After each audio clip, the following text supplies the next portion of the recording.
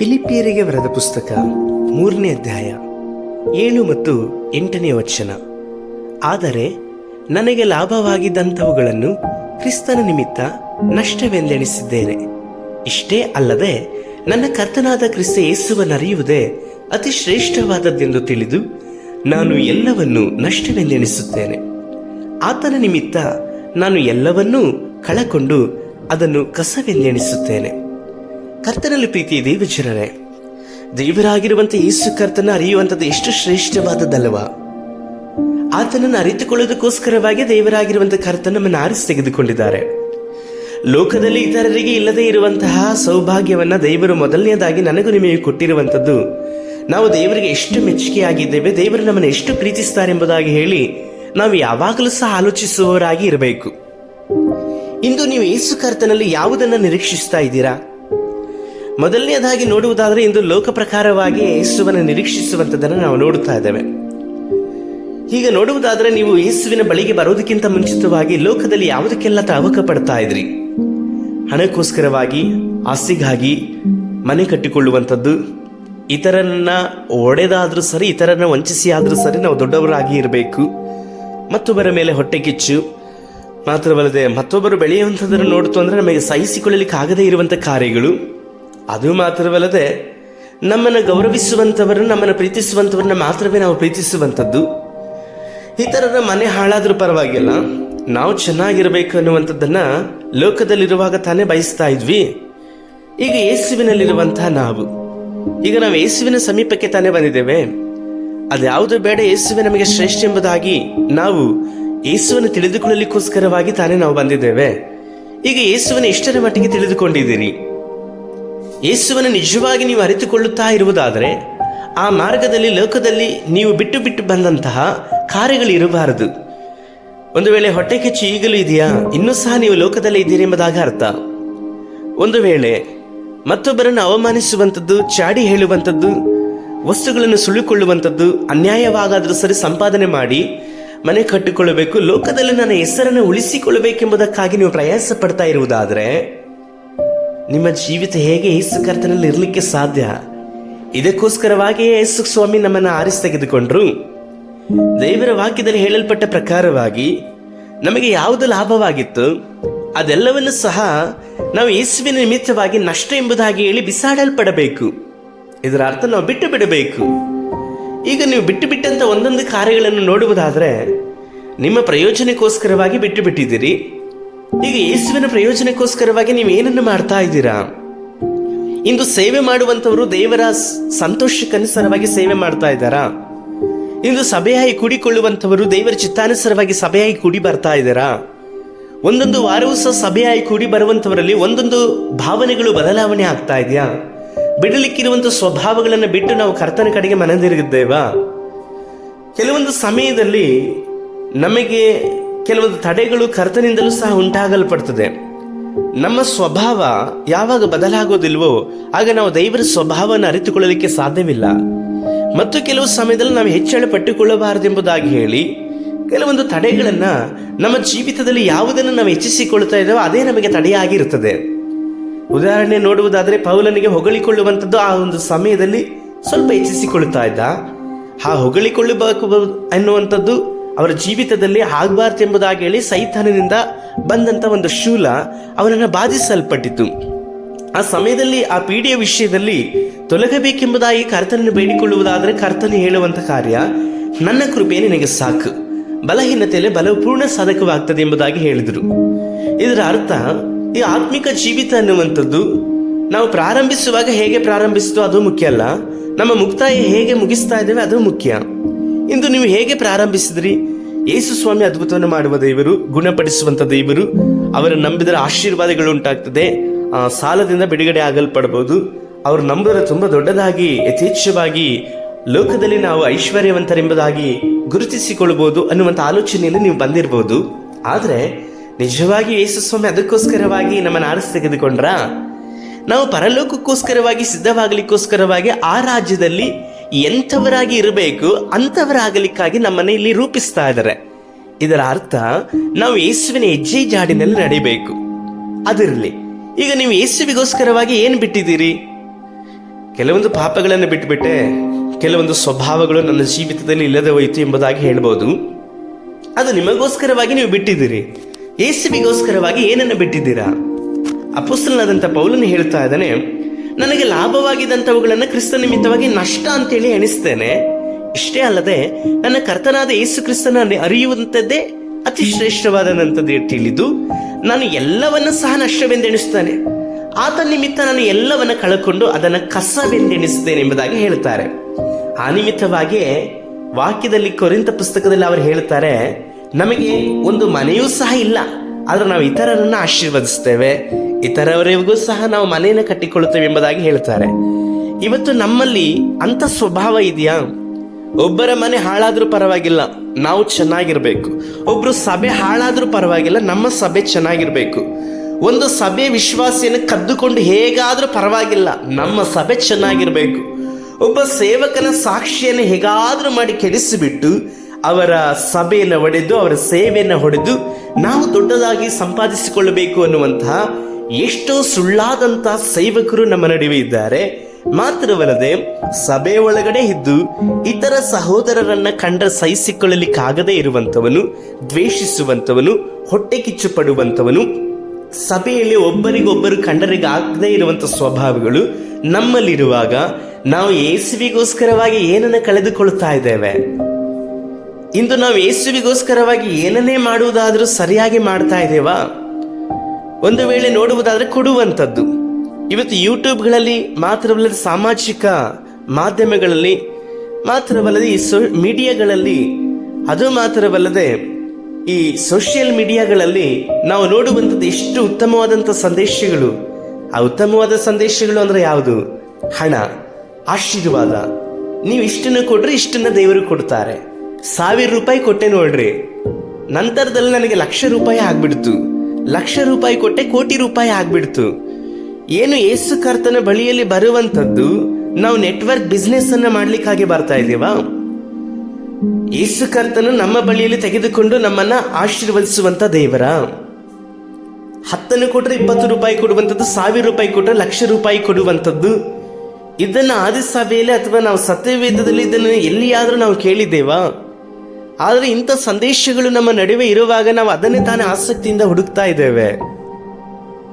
ಇಂದು ಲಾಭ ನಷ್ಟಗಳ ನಡುವೆ ಆತ್ಮೀಕ ಜೀವಿತ ಇದೆ. ಕೆಲವರು ಕೊಡಲಿಕ್ಕೋಸ್ಕರವಾಗಿ ಹಿಂದೆ ಮುಂದೆ ನೋಡ್ತಾರೆ, ಜಿಪುಣತನ. ನೀವು ಏನನ್ನೇ ಕೊಡುವುದಾದ್ರೂ ಸಹ ದೇವರು ನನಗೆ ಮತ್ತೆ ಕೊಡ್ತಾರೆ ಅನ್ನುವಂತಹ ನಿರೀಕ್ಷೆ ಇಟ್ಟು ಕೊಡಬೇಡ್ರಿ. ದೇವರ ರಾಜ್ಯಕ್ಕೋಸ್ಕರವಾಗಿ ನಾನು ಬಿತ್ತುತ್ತಾ ಇದ್ದೇನೆ ಎಂಬುದಾಗಿ ಕೊಡಬೇಕು. ನೀವು ಕೊಡುವಂಥದ್ದು ಬಲಗೈಲಿ ಕೊಟ್ಟಂಥದ್ದು ಎಡಗೈಗೆ ಗೊತ್ತಾಗಬಾರದು. ಈ ವಾರ ಒಂದು ₹500 ಕೊಟ್ಬಿಟ್ಟು ನೆಕ್ಸ್ಟ್ ವಾರದಲ್ಲಿ ಒಂದು ₹10,000 ಆಯ್ತು ಎಂಬುದಾಗಿ ನೋಡುವುದಾದ್ರೆ, ಸಭೆಯಲ್ಲಿ ನಿಂತ್ಕೊಂಡು ನಾನು ₹500 ಕೊಟ್ಟು ಈಗ $10,000 ಆಯ್ತು, ದೇವರಿಗೆ ಸ್ತೋತ್ರ.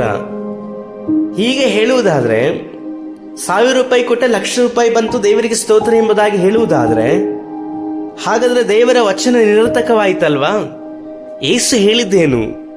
ನಿಮ್ಮ ಬಲಗೈ ಕೊಟ್ಟದ್ದು ಎಡಗೈಗೆ ಗೊತ್ತಾಗಬಾರದು ಎಂಬುದಾಗಿ ಹೇಳಿ. ಇಂದು ಸಭೆಯಲ್ಲಿ ಒಂದು ಲೈಟ್ ಅನ್ನು ಕೊಡುವುದಾದ್ರೆ ಅವರು ಸಭೆಯಲ್ಲಿ ಘೋಷಣೆ ಮಾಡ್ತಾರೆ. ಒಂದು ಫ್ಯಾನ್ ಅನ್ನು ಕೊಡುವುದಾದ್ರೆ ಇಂಥವರು ಫ್ಯಾನ್ ಅನ್ನು ಕೊಟ್ರು, ಒಂದು ಮನೆಯನ್ನು ಕೊಡುವುದಾದ್ರೆ ಇಂಥವರು ಮನೆಯನ್ನು ಕೊಟ್ರು. ಇದೆಲ್ಲವೂ ಯಾವ ರಾಜ್ಯಕ್ಕೆ ನಮ್ಮನ್ನು ನಡೆಸ್ತಾ ಇದೆ? ಲೋಕದಲ್ಲಿರುವಂತ ಎಷ್ಟೋ ಕಾರ್ಯಗಳು ಇಂದು ಸಭೆ ಒಳಗಡೆ ಬರ್ತಾ ಇದೆ. ಇವುಗಳನ್ನು ಇಟ್ಟುಕೊಂಡು ನಾವು ಯೇಸುವನ್ನು ಆರಾಧಿಸ್ತಾ ಇದ್ದೇವೆ ಎಂಬುದಾಗಿ ಹೇಳಿ ಅವರೇ ಸತ್ಯವಂತರಾಗಿ ನಟಿಸ್ತಾ ಇದ್ದಾರಲ್ವಾ? ಇಂದು ದೇವರ ರಾಜ್ಯ ಬಲಾತ್ಕಾರಕ್ಕೆ ಒಳಗಾಗಲ್ಪಡ್ತಾ ಇದೆ. ದೇವರನ್ನು ಸತ್ಯವಾಗಿ ಆರಾಧಿಸುವಂತವರು ಅಸತ್ಯವಾಗಿ ಆರಾಧಿಸುವಂತವರ ನಡುವೆ ವ್ಯತ್ಯಾಸಗಳಿಲ್ಲದೆ ಆಗಿ ಹೋಗ್ತಾ ಇದೆ. ದೇವರ ನ್ಯಾಯ ತೀರ್ಪು ಅತಿ ದಿನವೇ ಬೇಗನೆ ಬರಲಿಕ್ಕಾಗಿ ಉಂಟು. ಈವರೆಗೂ ಸಹ ನಾವು ಮಾರ್ಪಾಡಾಗ್ಲಿಲ್ಲ ಅಂತಂದ್ರೆ ಹೇಗೆ? ನಾವು ದೇವರಿಗೆ ಒಪ್ಪಿಸಿಕೊಟ್ಟಂತ ಒಂದೊಂದು ವಿಷಯದಲ್ಲಿ ನಾವು ನಂಬಿಕಸ್ಥರಾಗಿ ಇದ್ದೇವಾ? ದೇವರಿಗೆ ಕೊಡುವಂತ ವಿಷಯದಲ್ಲಿ ನಂಬಿಕಸ್ಥರಾಗಿ ಇದ್ದೇವಾ? ಇಂದು ನಾವು ಹೆಚ್ಚಾಗಿ ಆಸಕ್ತಿ ಕೊಡುವಂಥದ್ದು ಈ ಹೊಸ ಒಡಂಬಡಿಕೆಯಲ್ಲಿ ದರ್ಶನ ಬಗ್ಗೆ ಹೇಳಿಲ್ಲ, ಹಳೆ ಒಡಂಬಡಿಕೆಯಲ್ಲಿ ಹೇಳಿದೆ. ಹೊಸ ಒಡಂಬಡಿಕೆಯಲ್ಲಿ ಅದ್ರ ಬಗ್ಗೆ ಇಲ್ಲ ಬಿಡ್ರಿ ಎಂಬುದಾಗಿ ಹೇಳುವಂತವರು ಸಹ ಇದ್ದಾರೆ. ವಾಗ್ದಾನಗಳಿಗೆ ಮಾತ್ರ ಹಳೆ ಒಡಂಬಡಿಕೆ ಬೇಕು, ವಾಗ್ದಾನಗಳಿಗೆ ಮಾತ್ರ ಯೆಶಾಯನು ಬರೆದ ಪ್ರವಾದನೆ ಪುಸ್ತಕಗಳು ಬೇಕು. ಈ ದಶಮ ಭಾಗಕ್ಕೆ ಮಾತ್ರ ಅದು ಬೇಕಾಗಿಲ್ಲ, ಅದು ಹಳೆ ಒಡಂಬಡಿಕೆ. ಹಾಗಾದ್ರೆ ಹೊಸ ಒಡಂಬಡಿಕೆ ಅನುಸಾರವಾಗಿ ಕೊಡುವಂಥದ್ದನ್ನು ಸಹ ನಾವು ನೋಡುವುದಾದ್ರೆ ಸೇವೆ ಮಾಡುವಂಥವನು ಸೇವೆಯಲ್ಲೇ ಬದುಕಬೇಕೆಂಬುದಾಗಿ ಹೇಳ್ತಾರೆ. ಅದು ಮಾತ್ರವಲ್ಲದೆ ಉಪದೇಶವನ್ನ ಮಾಡುವಂಥವನಿಗೆ ಉಪದೇಶವನ್ನು ಕೇಳುವಂಥವನು ತನಗಿರುವಂಥ ಎಲ್ಲಾ ಒಳ್ಳೆಯವುಗಳಲ್ಲೂ ಸಹ ಪಾಲನೆ ಕೊಡಬೇಕೆಂಬುದಾಗಿ ಹೇಳಲ್ಪಡ್ತಾರೆ. ನಿಮಗೆ ಏನೇನು ಒಳ್ಳೆಯದಿದೆ, ಒಳ್ಳೆಯದನ್ನ ತಾನೇ ಬಚ್ಚಿಟ್ಟುಕೊಂಡು ಈ ದಿವಸದಲ್ಲಿ ಕೂತ್ಕೊಳ್ತಾ ಇರೋದು, ಎಲ್ಲವನ್ನ ಮಿಕ್ಕಿಸಿ ಬಿಟ್ಟು ನಂತರದಲ್ಲಿ ಬೇಡವಾದದ್ದನ್ನ ದೇವರಿಗೆ ಎಂಬುದಾಗಿ ಕೊಡುವಂತವರ ಸಂಖ್ಯೆ ಇಂದು ಹೆಚ್ಚಾಗಿ ಆಗ್ತಾ ಇದೆ. ಇಂದು ಏನನ್ನೇ ಕೊಡುವುದಾದ್ರೂ ಸಹ ನಮ್ಮ ಹೆಸರನ್ನ ದೊಡ್ಡದಾಗಿ ಕೊಡ್ಲಿಲ್ಲ ಅಂತಂದ್ರೆ ನಮಗೆ ಸಮಾಧಾನವೇ ಇಲ್ಲ. ಒಂದು ವಿಧವಾಗಿ ನೀವು ಏನನ್ನೇ ಕೊಟ್ಟರು ನಿಮ್ಮ ಸೇವಕರು ನಿಮ್ಮನ್ನ ಗುರುತು ಮಾಡಿ ಇಂಥವರು ಇದನ್ನು ಕೊಟ್ಟರು ಎಂಬುದಾಗಿ ಹೇಳಿ ಅವರು ಸಭೆಯಲ್ಲಿ ಘೋಷಣೆ ಮಾಡಲಿಲ್ಲ ಅಂದ್ರೆ ಮುಗೀತು ಅವರ ಕತೆ. ಮುಂದಿನ ದಿನಗಳಲ್ಲಿ ಅವರು ಕೊಡುವಂಥದ್ದನ್ನೇ ಬಿಟ್ಟು ಬಿಡ್ತಾರೆ. ಯಾಕೆಂಬುದಾಗಿ ನೋಡುವುದಾದ್ರೆ ಕಳೆದ ವಾರದಲ್ಲಿ, ಕಳೆದ ತಿಂಗಳಲ್ಲಿ, ಕಳೆದ ವರ್ಷಗಳಲ್ಲಿ 50,000 ಅಥವಾ 1,00,000 ನಾನು ಸೇವಕರಿಗೆ ಕೊಟ್ಟೆ, ಸೇವೆಗೆ ಕೊಟ್ಟೆ. ಆದ್ರೆ ನನ್ನ ಹೆಸರನ್ನ ಅವ್ರು ಹೇಳಲೇ ಇಲ್ಲ. ನೋಡ್ರಿ, ಇಂಥವರಿಗೆ ನಾನು ಯಾಕೆ ಕೊಡಬೇಕು? ಹೀಗೆ ಇದು ಲೋಕದ ಅನುಸಾರವಾದಂಥ ಕಾರ್ಯಗಳಲ್ವಾ? ಆತ್ಮಿಕ ಜೀವಿತದಲ್ಲಿ ಲಾಭ ನಷ್ಟಗಳನ್ನು ನಾವು ನೋಡಬಾರದು. ಲಾಭವಾಗಲಿ ನಷ್ಟವಾಗಲಿ ನಾವು ಕರ್ತನ ಚಿತ್ತದನುಸಾರವಾಗಿ ಜೀವಿಸಲಿಕ್ಕೋಸ್ಕರವಾಗಿ ಆರಿಸಿ ತೆಗೆದುಕೊಂಡಂಥವರು. ಅಪೊಸ್ತಲನಾದಂಥ ಪೌಲರು ಹೇಳ್ತಾ ಇದ್ದಾರೆ, ನನಗೆ ಯಾವುದು ಲಾಭವೋ ಅದನ್ನು ನಷ್ಟ ಅಂತೇಳಿ ನಾನು ನೆನೆಸ್ತೇನೆ. ಯೇಸುವನ್ನು ಅರಿಯುವಂಥದ್ದೇ ನನಗೆ ಶ್ರೇಷ್ಠ, ಮಿಕ್ಕಾದದ್ದು ಎಲ್ಲವೂ ಸಹ ನನಗೆ ಕಾಲಿನ ಕಸ ಎಂಬುದಾಗಿ ಹೇಳಿಸ್ತಾರೆ. ಇಂದು ಅವರು ಕಾಲಿನ ಕಸ ಎಂಬುದಾಗಿ ಬಿಟ್ಟದ್ದನ್ನ ಇಂದು ಆಶೀರ್ವಾದ ಎಂಬುದಾಗಿ ಹೇಳಿಕೊಂಡು ತಿರುಗುವಂತವರು ಎಷ್ಟು ಮಂದಿ ಇದ್ದಾರೆ. ನೀವೇ ಆಲೋಚನೆ ಮಾಡ್ರಿ. ಅಪೊಸ್ತಲನಾದಂಥ ಪೌಲನಿಗಿಂತ ಯಾರಾದರೂ ಸಹ ನಮ್ಮನ್ನೇ ನಾವು ನೋಡಿಕೊಳ್ಳುವುದಾದ್ರೆ ಅಷ್ಟು ಪರಿಶುದ್ಧವಾಗಿ, ಅಷ್ಟು ಪ್ರಯಾಸದಿಂದ ನಾವು ಸೇವೆಯನ್ನು ಮಾಡ್ತಾ ಇದ್ದೇವಾ? ಲುದ್ದೆಳ ಹಾಗೆ ಯಥಾರ್ಥವಾಗಿ ಅವರ ಮನಸ್ಸುಗಳನ್ನು ನಾವು ದೇವರಿಗೆ ಕೊಟ್ಟವರಾಗಿ ಇದ್ದೇವಾ? ಇಲ್ಲ. ಆದರೂ ಸಹ ನಾವು ಹೇಳಿಕೊಳ್ಳುವಂಥದ್ದು ನಾವು ಪ್ರಾಮಾಣಿಕರು, ಪರಿಶುದ್ಧರು, ನೀತಿವಂತರು. ದೇವರ ದೃಷ್ಟಿಯಲ್ಲಿ ನೀವು ಅವರು ಬಾಯಿಂದ ಹೊರಗಡೆ ಬಿಸಾಡಲ್ಪಡುವವರಾಗಿರ್ತಾರೆ, ವಾಮೆಂಟ್ ಮಾಡುವವರಾಗಿರ್ತೀರಾ. ದೇವರಿಗೆ ಕೊಡುವಂತ ಯಾವುದೇ ವಿಷಯದಲ್ಲಾದ್ರೂ ಸರಿ ಲಾಭ ನಷ್ಟಗಳನ್ನು ನೋಡಿ ಕೊಡಬೇಡ.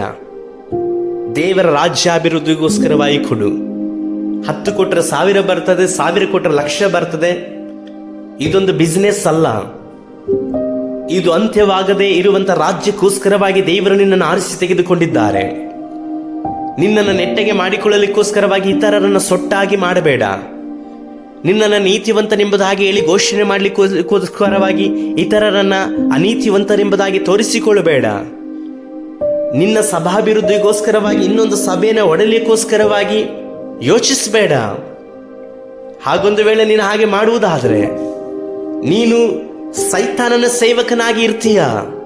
ದೇವರ ವಾಕ್ಯ ಹೇಳಲ್ಪಡ್ತದೆ, ಸೈತಾನನ ಸೇವಕರು ಸಹ ದೂತನ ಹಾಗೆ ಪ್ರಕಾಶಿಸುವವರಾಗಿ ಇರ್ತಾರೆ. ಇಂದು ನಾವು ಯಾರಾಗೆ ಇದ್ದೀವಿ? ಯೇಸುವಿನ ಸೇವಕರ, ಸೈತಾನನ ಸೇವಕರ? ಇಂದು ದೇವರ ಮಗನಾಗಿದ್ದೀಯಾ, ದೇವರ ಮಗಳಾಗಿದ್ದೀಯಾ? ದೇವರಿಗೆ ಕಡೆ ತನಕವಾಗಿ ನಂಬಿಗಸ್ತನಾಗಿ ಇರಲಿಕ್ಕೋಸ್ಕರವಾಗಿ ಕರ್ತ ನಿಮ್ಮನ್ನು ಆರಿಸಿ ತೆಗೆದುಕೊಂಡಿದ್ದಾರೆ ವಿನಃ ಲೋಕದಲ್ಲಿರುವಂತಹ ಯಾವ ಕಾರ್ಯಗಳನ್ನು ಸಭೆ ಒಳಗಡೆ ತಂದು ಚರ್ಚಿಸಬೇಡ. ಹೊಟ್ಟೆ ಕಿಚ್ಚು, ಪಕ್ಷಭೇದ, ಸಹೋದರರಲ್ಲಿ ಹೊಟ್ಟೆ ಕಿಚ್ಚನ್ನು ಉಂಟು ಮಾಡುವಂಥದ್ದು, ಸಹೋದರರಲ್ಲಿ ಭೇದವನ್ನು ಉಂಟು ಮಾಡುವಂಥದ್ದು, ಸಭೆಯ ನಡುವೆ ಭೇದವನ್ನು ಉಂಟು ಮಾಡುವಂಥದ್ದು, ಈ ಕಾರ್ಯಗಳನ್ನು ಜೀವಿತದಲ್ಲಿ ಇರುವುದಾದರೆ ಈಗಲೇ ಮನದಿರುಗು. ದೇವರು ಇದಕ್ಕೋಸ್ಕರವಾಗಿ ನಿನ್ನನ್ನು ಕರಲಿಲ್ಲ. ನಿನ್ನ ಜೀವಿತದಲ್ಲಿ ಎಷ್ಟೇ ನೋವು, ಹಿಂಸೆ, ಅವಮಾನ, ಏನೇ ಸಂಗತಿಗಳನ್ನು ಜೀವಿತದಲ್ಲಿ ಸಂಭವಿಸಿದರೂ ಸಹ ಯೇಸುವಿಗೋಸ್ಕರವಾಗಿ ಸಹಿಸಿಕೊಂಡು ಜೀವಿಸಲಿಕ್ಕೋಸ್ಕರವಾಗಿ ದೇವರು ನಿನ್ನನ್ನು ಕರೆದಿದ್ದಾರೆ ವಿನಃ ಇತರನ ಮೇಲೆ ದೂರನ್ನು ಹೇಳಲಿಕ್ಕಾಗಿ, ಆಪಾದನೆ ಮಾಡಲಿಕ್ಕೋಸ್ಕರವಾಗಿ ದೇವರು ಕರೆದಿಲ್ಲ. ದೇವರಿಗೆ ಕೊಡುವಂತ ಒಂದೊಂದು ವಿಷಯದಲ್ಲಿ ನಂಬಿಗಸ್ತನಾಗಿರು. ಒಪ್ಪಿಸಿಕೊಟ್ಟಂತ ವಿಷಯದಲ್ಲಿ ನಂಬಿಗಸ್ತನಾಗಿರು. ದೇವರು ಖಂಡಿತವಾಗ್ಲೂ ನಿನ್ನನ್ನು ಒಂದು ದಿವಸದಲ್ಲಿ ಮೇಲೆ ಎತ್ತಿ ನಿಲ್ಲಿಸಲ್ಪಡ್ತಾರೆ. ಆ ಸಮಯದಲ್ಲಿ ನಿನ್ನ ಮೇಲೆ ಹೋಗ್ಲಿಕ್ಕೆ ಹೋಗೋದಿಲ್ಲ. ಯಾಕೆ ಗೊತ್ತಾ? ನಾನು ಏನು ಅಲ್ಲ, ನಾನು ಅಲ್ಪನಾದಂಥವನು. ಅವೆಲ್ಲವೂ ಸಹ ನನಗೆ ಕಾಲಿನ ಕಸ. ದೇವರನ್ನು ಮಹಿಮೆ ಪಡಿಸುವಂಥದ್ದೇ ನನಗೆ ಉತ್ತಮವಾದದ್ದು, ಉನ್ನತವಾದದ್ದು ಎಂಬುದಾಗಿ ಭಾವಿಸಿಕೊಳ್ತೀಯ. ಅಪೊಸ್ತಲನಾದಂತಹ ಪೌಲನ ಕೈಗಳಲ್ಲಿ ಎಷ್ಟೆಲ್ಲ ಅದ್ಭುತ ಸೂಚಿ ಕಾರ್ಯಗಳು ನಡೆಯಲ್ಪಟ್ಟಿದ್ದು. ಆದರೆ ಎಲ್ಲಾದರೂ ಸಹ ಅವನು ಹೆಚ್ಚಿಸಿಕೊಂಡ, ಅವನು ಸಂಪಾದಿಸಿಕೊಳ್ಳಬೇಕೆಂಬುದಾಗಿ ಹೇಳಿದ್ರೆ ಎಷ್ಟು ಅರಮನೆಗಳನ್ನು ಕಟ್ಟಬಹುದಾಗಿತ್ತು, ಎಷ್ಟು ಪಟ್ಟಣಗಳನ್ನು ಕಟ್ಟಬಹುದಾಗಿತ್ತು. ಅದಿರಲಿ, ಅವರು ಕಟ್ಟಲ್ಪಟ್ಟಂಥ ಒಂದು ಸಭೆಯನ್ನಾದರೂ ನೀವು ಭೂಮಿಯ ಮೇಲೆ ನೋಡಲಿಕ್ಕೆ ಸಾಧ್ಯವಾ? ಒಂದು ಕಟ್ಟಡಗಳನ್ನಾದರೂ ಭೂಮಿಯ ಮೇಲೆ ನೋಡಲಿಕ್ಕೆ ಸಾಧ್ಯವಾ? ಇಲ್ಲ. ಆದರೆ ಅವರು ಬಿಟ್ಟು ಹೋದಂಥ ಸಾಕ್ಷಿ, ಅವರು ಯೇಸು ಕ್ರಿಸ್ತನಿಗೋಸ್ಕರವಾಗಿ ನಿಲ್ಲಿಸಲ್ಪಟ್ಟಂಥ ಮನುಷ್ಯರು, ಯೇಸು ಕರ್ತನ ಹೆಸರಿನಲ್ಲಿ ಅನೇಕ ಜನಗಳನ್ನು ಬಿಡಿಸಿ ನಡೆಸಿದ್ರಲ್ವ, ಅವರ ಸಾಕ್ಷಿಗಳು ಇವತ್ತಿಗೂ ಸಹ ನಮ್ಮ ನಡುವೆ ಉಂಟು. ಅವರು ತನಗೆ ಲಾಭವಾಗಿದ್ದಂಥವೆಲ್ಲವನ್ನ ನಷ್ಟ ಎಂಬುದಾಗಿ ಬಿಟ್ಟು ಬಿಟ್ರು. ಕೆಲಸವನ್ನ ಬಿಟ್ಟರು, ಹಣವನ್ನು ಬಿಟ್ಟರು, ಸಂಪಾದನೆಗಳನ್ನು ಬಿಟ್ಟರು, ಸಂಬಳಗಳನ್ನು ಬಿಟ್ಟರು. ಅವರಿಗೆ ಹಣ ಸಂಪಾದನೆ ಮುಖ್ಯವಾದಂಥ ಉದ್ದೇಶವಾಗಿರಲಿಲ್ಲ. ದೇವರ ರಾಜ್ಯಕ್ಕೋಸ್ಕರವಾಗಿ ಆತ್ಮಗಳನ್ನು ಸಂಪಾದನೆ ಮಾಡುವಂಥದ್ದೇ ಅವರ ಉದ್ದೇಶವಾಗಿತ್ತು. ಇವತ್ತು ಕರ್ತನಲ್ಲಿ ಪ್ರೀತಿಯ ಜನರ ದೈವ ಮಗಳೇ, ಎಚ್ಚರಿಕೆ. ಲಾಭಕ್ಕೋಸ್ಕರವಾಗಿಯೂ ನಷ್ಟಕ್ಕೋಸ್ಕರವಾಗಿಯೂ ನೀನು ಸಭೆಗೆ ಬರುವಂಥವರಾಗಿರಬಾರ್ದು. ಏನನ್ನೇ ಕೊಡುವುದಾದ್ರೂ ಸಹ ಲಾಭ ಬರ್ತದೆ ಎಂಬುದಾಗಿ ಕೊಡಬೇಡ. ನಷ್ಟವಾದರೂ ಸರಿ, ಲಾಭವಾದರೂ ಸರಿ, ನಾನು ದೇವರಿಗಾಗಿ ಬಿತ್ತುತ್ತೇನೆ, ದೇವರಿಗಾಗಿ ಜೀವಿಸ್ತೇನೆ. ನೀನು ಬಲಗೈಲಿ ಕೊಡ್ತಾ ಇರುವಂಥದ್ದು ಎಡಗೈಗೆ ಗೊತ್ತಾಗದೆ ಹಾಗೆ ಕೊಡುವಂಥ ರೀತಿಯಲ್ಲಿ ನೀನು ಪ್ರಾರಂಭಿಸು. ನಿನ್ನ ಜೀವಿತ ಕರ್ತನು ಪ್ರಾರಂಭಿಸಿ ನಡೆಸುವವರಾಗಿದ್ದಾರೆ. ದೇವರು ನಿಮ್ಮ ಸಂಗಡ ಮಾತನಾಡಿರುವುದಾದರೆ ಮನ ತಿರುಗು. ದೇವರಾಗಿರುವಂಥ ಯೇಸು ಕರ್ತನು ತಾನೇ ನಿಮ್ಮನ್ನು ಆಶೀರ್ವಾದ ಮಾಡಲಿ. ಆಮೇನ್.